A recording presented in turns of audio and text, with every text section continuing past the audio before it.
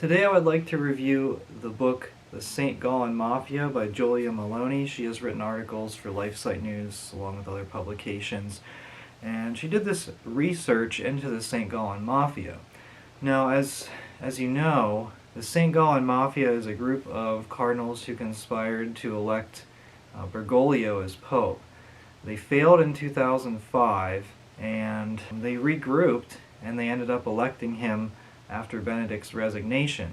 This book deals a lot with the resignation of Pope Benedict and the events leading up to it, the failed election by the St. Gallen Mafia, and a potential deal that was made between Cardinal Martini and Pope Benedict XVI. It profiles the St. Gallen cardinals as well, so the background of Cardinal Martini, what he stood for, which was nothing Catholic. In fact, he was very much anti-Catholic. He actually stood for many of the points, the ideas that are being implemented today in the modernist church.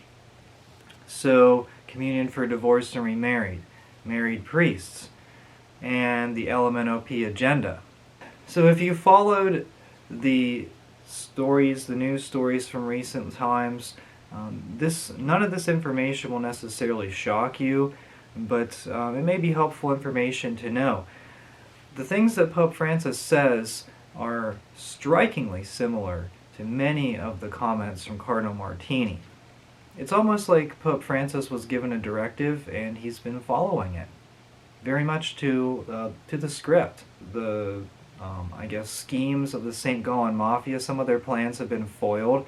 Notably in during the Amazon Synod, or after the Amazon Synod, when they wanted to implement female deacons and married priests, Pope Benedict and Cardinal Sarah collaborated on a book regarding clerical celibacy. So that kind of foiled the plans of the modernists, but they're moving kind of full speed ahead at this point. Amoris Laetitia normalized communion for divorced and remarried, at least in the minds of modernists. So this plan actually goes back to the ideas of Karl Rahner, S.J., of course.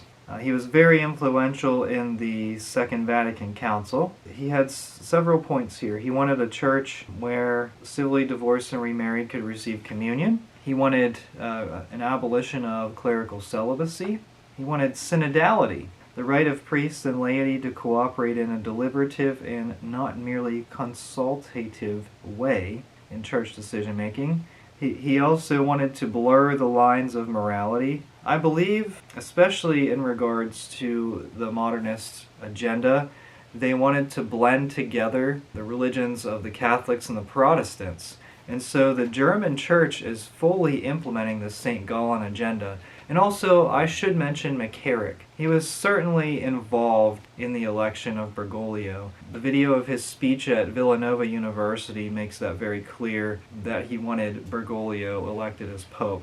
And so, if you're interested in seeing, the different characters behind theology of Pope Francis and the modernists, and his election, what led to it, this book, The St. Gallen Mafia, would be a book for you to check out.